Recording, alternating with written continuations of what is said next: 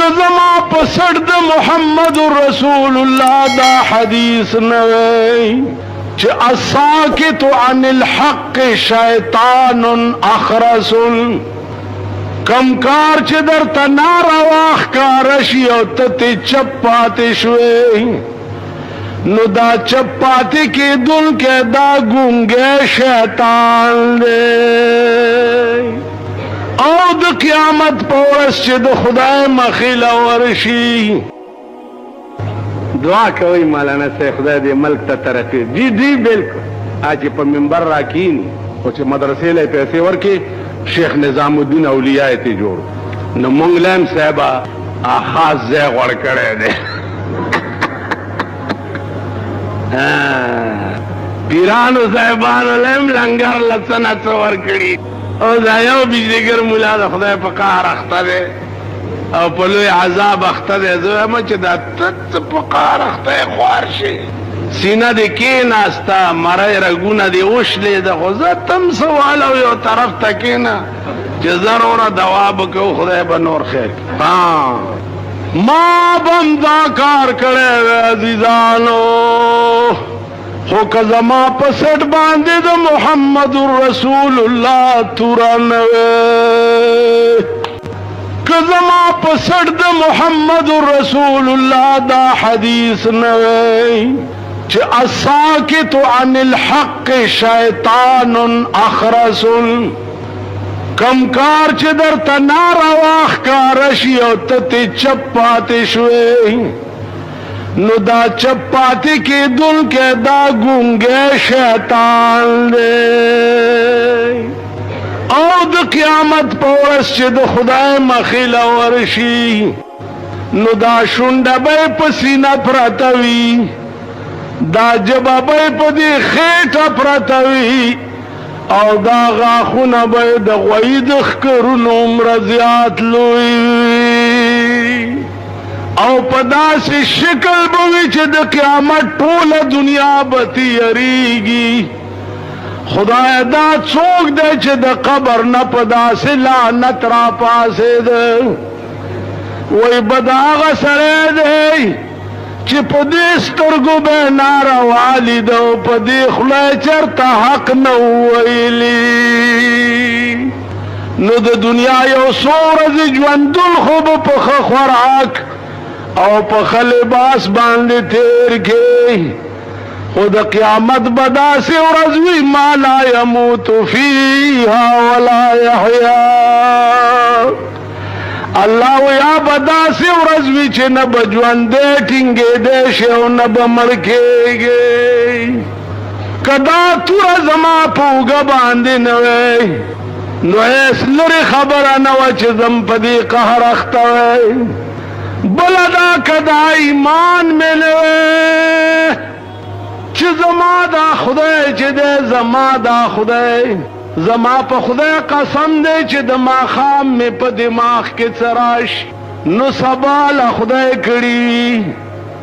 और च द सबा प के राशि नु मा खाम ला खुदाए कड़ी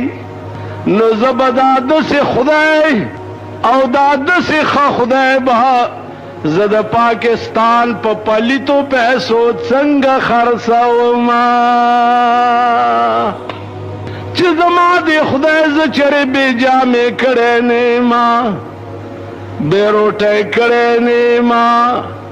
बेकूरा करे ने माँ बेइज्जता करे ने माँ वो लड़के में सराशी न जमा दे खुदा माल लार जोड़ा कड़ी नजबद पाकिस्तान द सूद औद दे शैतान तौदारा मितो प पैसो दादा से खा खुदा संग प्रेदमा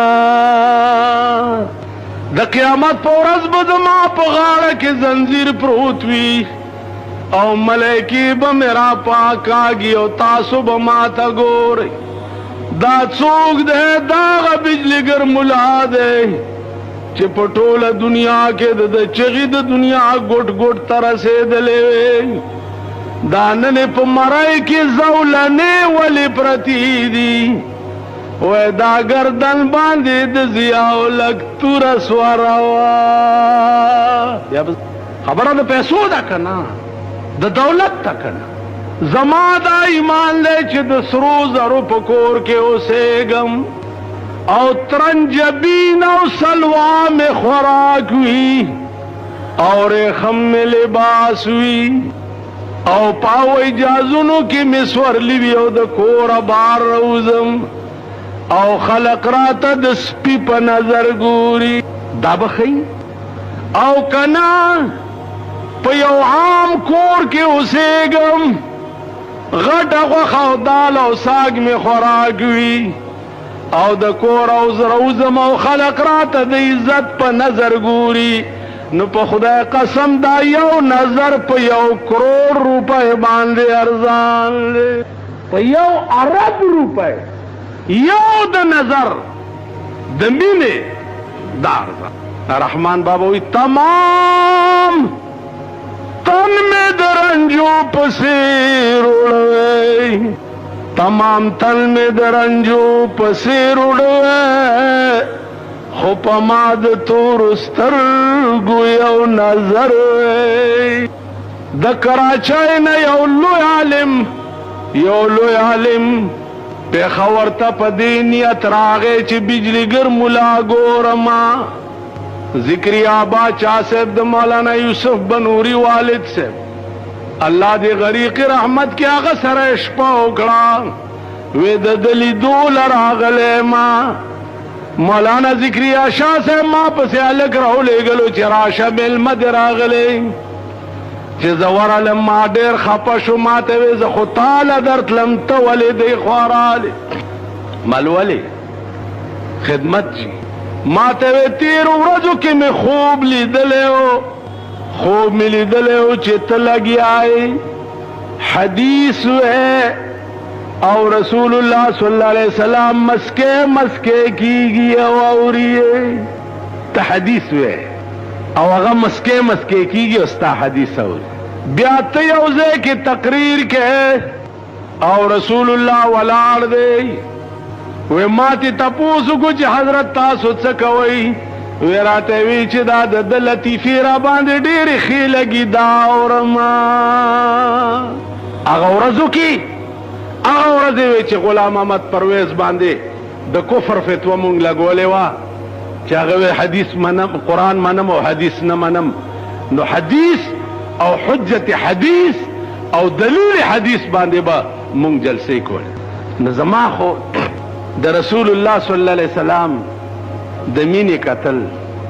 او زه ورته حدیث وایا او هغه مسکې کېږه او اورئ دا به زما د خدای په ذات قسمی که د ټول پاکستان په حکومت زما هغه مزاج چې د یار در په 1000 درمان ورنکما آشنائی بدی په این و آن ورنکما که یو ظلم د زلف پلاس کی وزی یو ظلم دی زلف پلاس کی اوزی یو اختوب دی پدرس جہان ورنکما که یو ظلم لاستا پبوسا برشی دا نعمت بد جنت پخوان ورنکما معشوقی دی عاشقانو دین ایمان دی معشوقی دا عاشقانو دین ایمان دے زبچال رخپل دین ایمان ورنکما پر احمال داستا دا شندو جام حرام دے سو دخپل وینو جام تاوال ورنکما عزیر علیہ السلام یو ډیر لوی جلیل القدر پیغمبر یهود قوم کې پیدا شوه او یهودو ورته بیا د خدای زوی وی نو یهود کافر پدې شو چې هغه عزیر علیہ السلام ته د خدای زوی وی پلار روانو یو کله ولیدو چې ټول کله د کله را پریوته ده او د کلی ټول خلق تلاندې شي نو دی ورته ودرېدو د کلی تماشا کوي چې بار الها ټول کله را ناشته او د کلی څومره خلق چې دی هغه ټول تلاندې شي نو دی وی چې انا یحیی هذه الله بعد موتها،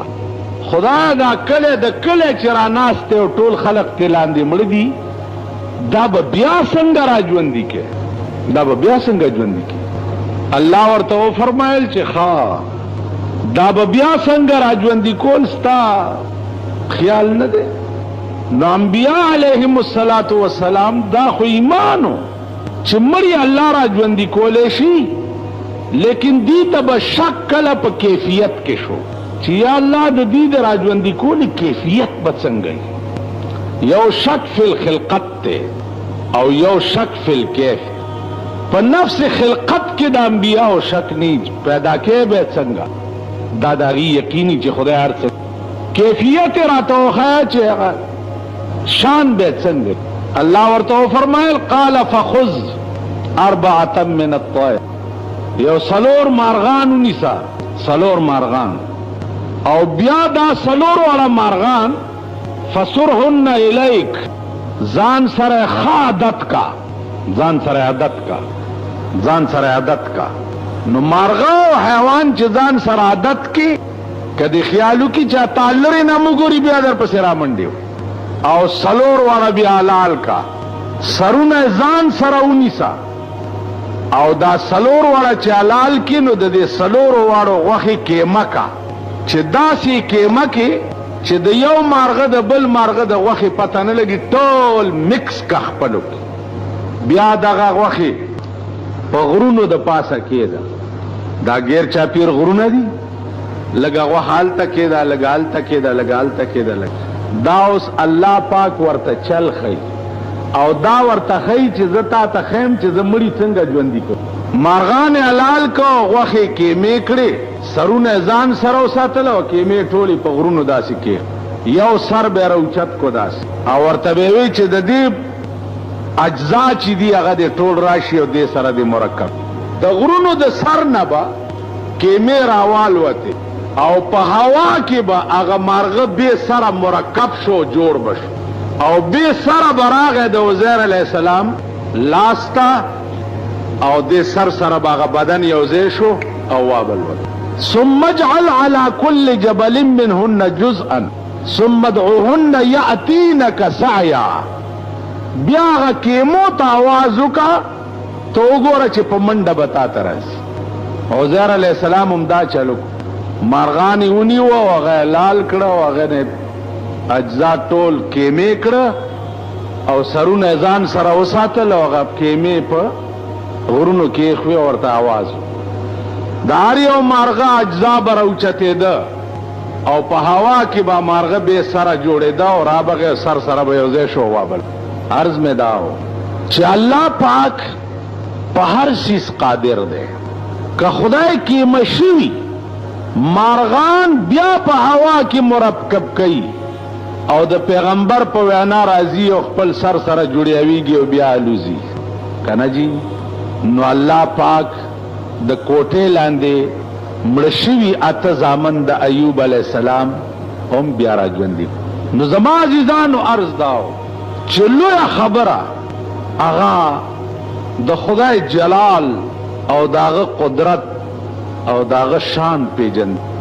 بیا لویه خبره داغه قانون ته منقاد کېدل دي، داغه قانون ته گردن نهاد کېدل دي.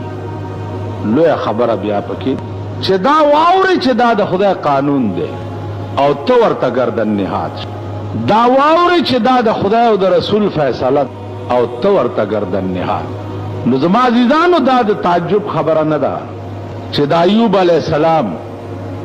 اته زامن د مرګ نه وروستو بیا څنګه راځي. ابراهیم علیه السلام خدای پاک ته وویل قال رب ارنی کیف تحیی الموتى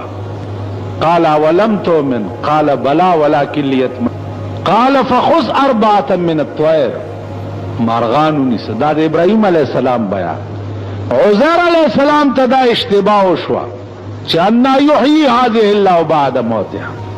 اے ربا دا به بیا څنګه راژوندي کړي؟ تاسو خیال راغی؟ نو عزیزانو عرض داو چې دا قسمه امتحانات په انبیاء علیهم الصلاة والسلام باندې الله پاک وقتن فوقتن کړی دي او انبیاء پکې خدای پاک لوی خبره په دې مقام کې دا چې دین او د دین خبره چې د ارچا نه واوري فوراً به ورته تسلیم کیږي چې دا دی واوري ده چې دا خبره د دین ده نو فوراً به ورته گردن نهاد کیږي که گردن نهاد نشوي او د غرور سټ د کوګ نیولیو نو الله دې امان راکي زمونږ انجام به خراب او تباہ او بربادي دا چې خسته بیانات اوریدلو لپاره زموږ یوټیوب چینل واجد اسلامیک سټوډیو سبسکرایب کړئ. په دې به تاسو ته ان شاء الله العزیز خسته واقعګانې او بیانات ملاويږي او د غنټې د نشان در سره کلیک کړئ. تاسو ته آینده نوې ویډیوګانې مخې ته راځي او د خپلو ملګرو سره لازم د ثواب په نیت باندې شریکه کړئ او په کمنټ کې ماشاءالله سبحان الله لازم ولیکئ. ډېر مننه. والسلام.